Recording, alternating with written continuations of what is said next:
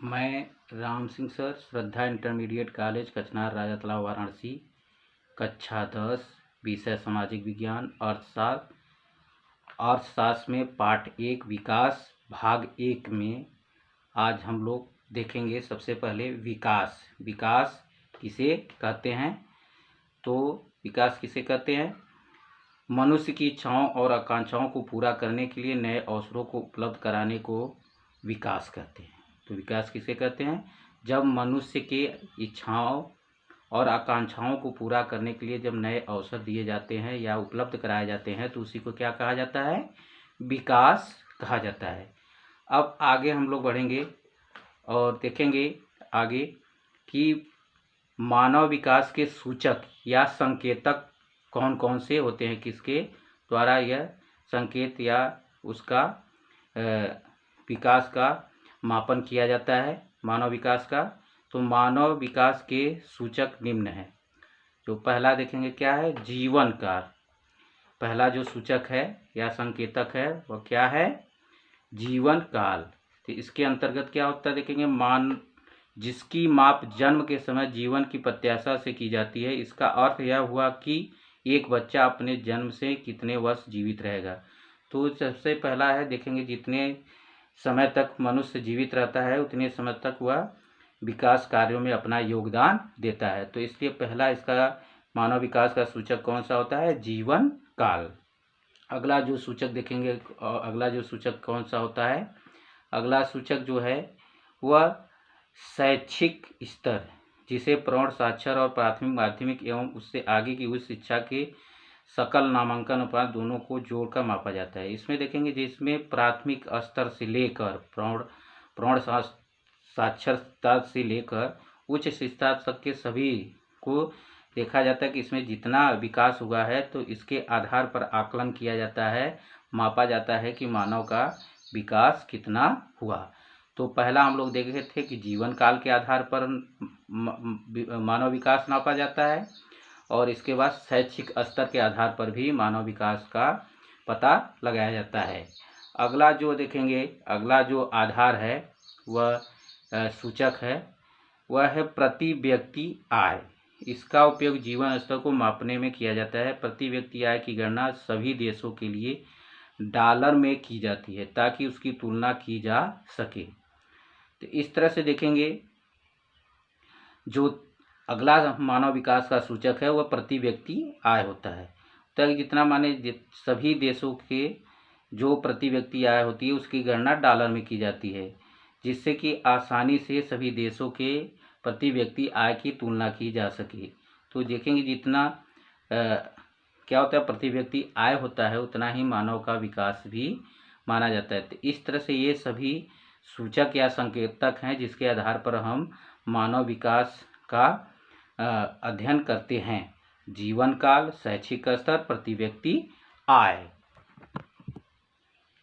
विकास के बाद हम लोग देखेंगे अगला जो टॉपिक हम लोग का है आर्थिक विकास।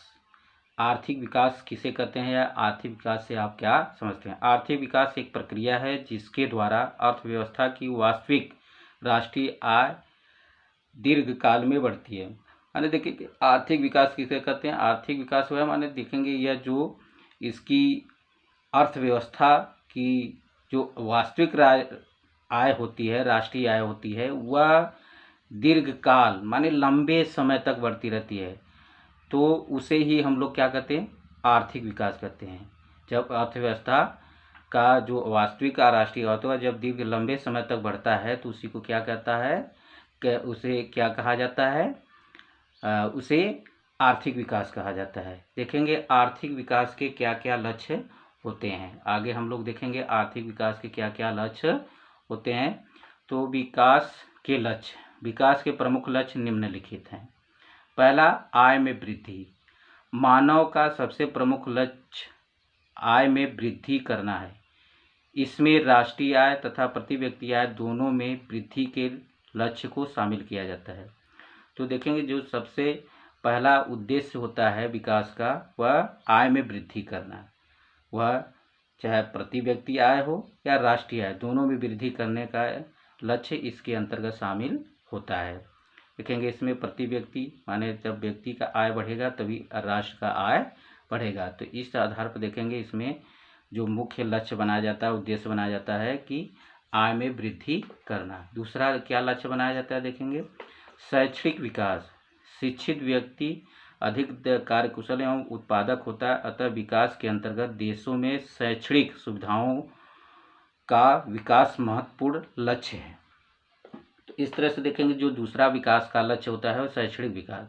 मान देखें शिक्षा के क्षेत्र में विकास किया जाता है, क्योंकि शिक्षित व्यक्ति ही कार्य कुशल होता है और अच्छा उत्पादक होता है। माने किसी चीज़ को अच्छी तरह से सीखता है या अच्छी जानकारी होती है तो वह काम को अच्छी तरह से करता है। इसीलिए देश में शैक्षिक सुविधाओं के विकास पर ज़्यादा ध्यान दिया जाता है, जिससे कि देश का अच्छी तरह से विकास हो सके। तो इस तरह से देखेंगे इसका जो विकास का दूसरा उद्देश्य है या लक्ष्य है वह है शैक्षणिक विकास।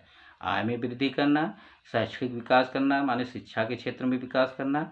इसके आधार पर ही देश का या राष्ट्रीय विकास होता है। अगला जो देखेंगे, अगला जो लक्ष्य होता है स्वास्थ्य सुविधाओं का विस्तार करना। देश में स्वास्थ्य सुविधाओं का पर्याप्त विकास एवं विस्तार करना ही विकास का प्रमुख लक्ष्य है। स्वास्थ्य सुविधाओं के विस्तार से देश में उत्पादन एवं आय पर अनुकूल प्रभाव पड़ेगा।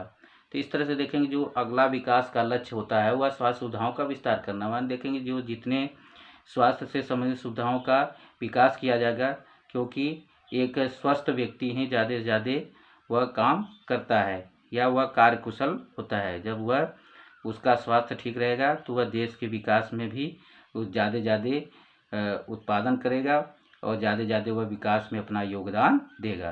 तो इसलिए स्वास्थ्य से संबंधित जो जितनी भी सुविधाएं होती हैं उसमें ज़्यादा ज़्यादा ध्यान दिया जाता है कि उसके क्षेत्र में विकास होने से हमारे देश का भी विकास उसमें निहित होता है, क्योंकि एक स्वस्थ व्यक्ति ही ज़्यादा समय तक वर्क करके अपने देश का विकास कर सकता है। तो इस तरह से देखेंगे यह भी क्या है, एक लक्ष्य होता है विकास का।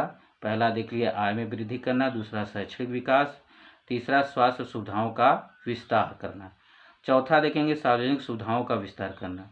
किसी भी देश के विकास का अन्य महत्वपूर्ण लक्ष्य देश में सार्वजनिक सुविधाओं को विस्तार करना, जिससे लोगों की सामूहिक आवश्यकताओं को पूरा किया जा सके। देखेंगे जो सार्वजनिक विकास का मुख्य लक्ष्य विकास माना जाए कि जिससे सभी को सुविधाएं उपलब्ध हो जाए और जिससे सभी की आवश्यकताओं की पूर्ति की जा किया जा सके।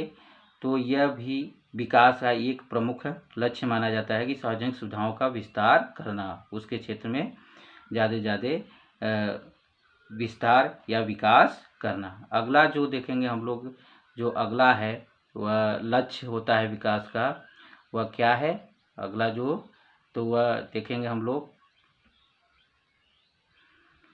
कि समानता एवं सुरक्षा। विकास के अंतर्गत सभी लोगों के साथ समानता का व्यवहार हो। इसके अतिरिक्त विकास में देश अथवा राज्य में निवास करने वाले सभी लोगों को लोग अपने आप को सुरक्षित समझे। तो सब अगला जो विकास का लक्ष्य होता है कि सभी के साथ एक समानता का व्यवहार और सबकी सुरक्षा का भी कार्य किया जाता है, जिससे कि देश में जो भी व्यक्ति निवास करते हैं वह अपने आप को क्या समझे, सुरक्षित समझे। तो इस तरह से हम लोग देख लिए आर्थिक विकास किसे कहते हैं या विकास के कौन कौन से लक्ष्य होते हैं। तो विकास के आपको लक्ष्य बताए गए आय में वृद्धि, शैक्षणिक विकास, स्वास्थ्य सुविधाओं का विस्तार, सार्वजनिक सुविधाओं का विस्तार, समानता एवं सुरक्षा। तो इस तरह से हम लोग विकास और आर्थिक विकास देख लिए। आगे भारत के लोगों द्वारा ऊर्जा स्रोतों का प्रयोग। भारत के लोगों द्वारा ऊर्जा के नवीकरणीय और अनवीकरणीय दोनों स्रोतों का प्रयोग किया जा रहा है। तो इस तरह से देखेंगे जो भारत के लोग हैं उनके द्वारा दोनों ऊर्जाओं का उपयोग किया जा रहा है। तो इसमें देखेंगे पहले हम लोग नवीकरणीय स्रोत। नवीकरणीय स्रोत क्या है, तो देखेंगे ऐसे स्रोत जिन्हें पुनः ऊर्जा प्राप्त किया जा सके उसे नवीकरणीय ऊर्जा के स्रोत कहते हैं, जैसे पवन ऊर्जा, सौर ऊर्जा, जल विद्युत, परमाणु ऊर्जा आदि। देखेंगे जो नवीकरणीय ऊर्जा माने जिसको हम पुनः प्राप्त कर सकते हैं, ऐसी ऊर्जा जिसे हम पुनः प्राप्त कर सकते हैं उसे नवीकरणीय ऊर्जा कहते हैं, जिसमें पवन ऊर्जा, सौर ऊर्जा, जल ऊर्जा, विद्युत ऊर्जा और इसी को देखेंगे हम लोग गैर परंपरागत ऊर्जा के स्रोत भी कहते हैं। किसी नवीकरणीय स्रोत को गैर परंपरागत माने जो पहले से हम लोग उपयोग नहीं करे, बाद में यह हमारे उपयोग में आए, तो इसे हम गैर परंपरागत भी कहते हैं। अगला जो देखेंगे, जो अगले माध्यम का प्रयोग करते हैं वह है अनवीकरणीय स्रोत। ऐसे स्रोत जिनसे पुनः ऊर्जा प्राप्त न किया जा सके उसे हम नवीकरण ऊर्जा के स्रोत कहते हैं, जैसे कोयला, खनिज तेल, ताप विद्युत, प्राकृतिक गैस आदि। तो इस तरह से देखेंगे इसमें कि ऐसे स्रोत जिनको हम पुनः नहीं प्राप्त कर सकते उसे अनवीकरणीय के अंतर्गत, और इसी को एक दूसरे नाम से भी जाना जाता है, उसे हम कहते हैं परंपरागत ऊर्जा के स्रोत। तो इस तरह से हम लोग देख लिए कि भारत के लोग ऊर्जा के किन किन माने स्रोतों का प्रयोग करते हैं। तो उसमें नवीकरणीय स्रोत और अनवीकरणीय, उसी को नवीकरणीय स्रोत को गैर परंपरागत ऊर्जा के स्रोत भी कहते हैं और अनवीकरणीय स्रोत को परंपरागत ऊर्जा के स्रोत, माने जिसको एक बार हम खर्च करते हैं दोबारा नहीं प्राप्त करते हैं, तो उसे हम क्या कहते हैं, अनवीकरणीय। तो इस तरह से पहले भाग में इतना ही हम लोग अध्ययन कर लिए कि विकास किसे कहते हैं और विकास के कौन कौन से संकेतक होते हैं, और आर्थिक विकास किसे कहते हैं, आर्थिक विकास के क्या माने लक्ष्य होते हैं विकास के, और भारत के लोग जो है ऊर्जा के किन किन स्रोतों का उपयोग करते हैं। अब अगले भाग में हम लोग इसके आगे अध्ययन करेंगे।